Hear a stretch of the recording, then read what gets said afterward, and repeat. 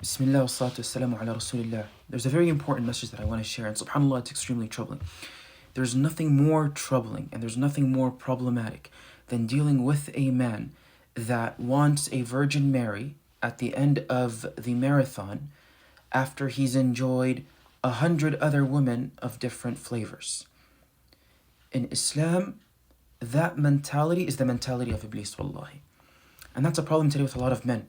Because a lot of men have this understanding that, I am the one that's going to provide, and I'm the one that's going to give her, and I'm the one that's going to be by her side, and I'm also the one that's going to give her what she wants and be by her side and ensure that she's happy, provide for her home. I'm going to suffer, I'm going to work. Well, of course, but she also has to suffer with 9 months of pregnancy. She also has to suffer by cooking for you. She also has to suffer by being there for you. She also has to suffer by making sure that your home is upright. She also needs to suffer by making sure that she raises healthy and righteous children. Why is it that as men we come with this mentality, this alpha male macho mentality, right? And there's nothing wrong with becoming a competitive man. Being a competitive and a unique alpha kind male is something that Islam actually asks of. But there's something so wrong while being a man that wants to become competitive and wants to show off their muscles while committing haram, but expecting that at the end of the marathon, you need a Virgin Mary. You need this halal woman that's never been touched by a man, that's pure, that just fell from the heavens, and you're going to be the first one to touch her. You're going to be the first one to enjoy her, while yourself, you've enjoyed 100 other men before her. This is dhulm. This is dhulm. Wallahi, this is not masculinity. This is complete rubbish. This is complete rubbish. It's so sad how nasty, abhorrent, pugnacious, filthy men, Muslim men today have become, wallahi. Muslim men have become so disgusting, so nasty, to the point where we can't even appreciate ourselves. We look at ourselves and we find problems in ourselves. We don't come off as being real. We come off as being very, very feigned, very fake, very bogus. And that's why marriages fail. Marriages fail because as men, we're not doing our part by being men.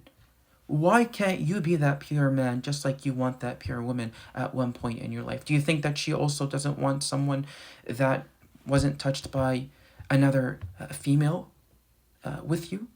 Do you think that she's fine wanting someone like you that's been with 100 other women? You think it's fine for her to accept someone of that kind, but for you need her to not be of that kind? I mean, doesn't it work both ways? Don't you have to be pure? Doesn't she also have to be pure? So why is it that as men, we come off with this idea that we've become religious and we've become dear to Allah and we found Allah once again, and that gives us every means and every reason to turn away from Allah and to ask what we think we want of ourselves? Wallahi, that is Iblis's mentality.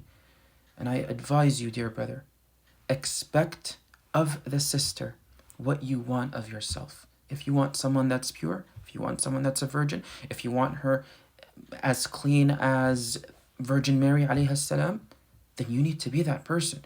It works both ways. You can't be that wicked, nasty man that goes around playing with 100 other girls, 1,000,000, 10,000 other girls, and you're expecting her to be pure, to be clean. No, and then the problem, even worse, the problem is that you come in with a list of so many other stipulates that she needs to conform to. And when we truly look into who you are as a man, you are not even an ounce of what manhood, masculinity, taqwa, and closeness to Allah subhanahu wa ta'ala must embody. So please, turn to Allah subhanahu wa ta'ala. And if you want purity, be pure.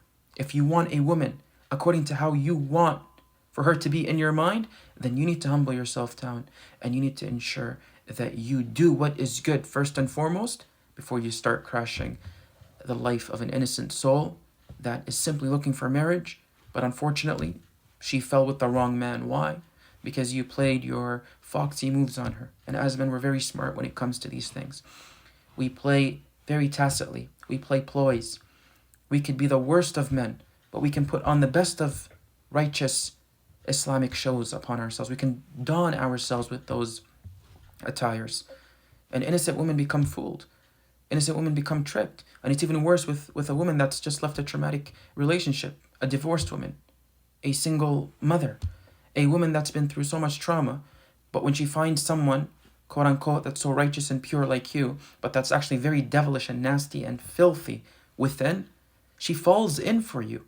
She falls in for you unknowingly of the mess that's in your life, dear brother. So turn to Allah subhanahu wa ta'ala, be pure, and may Allah subhanahu wa ta'ala allow us as men to become pure once and for all. Allahumma ameen ya rabbil alameen.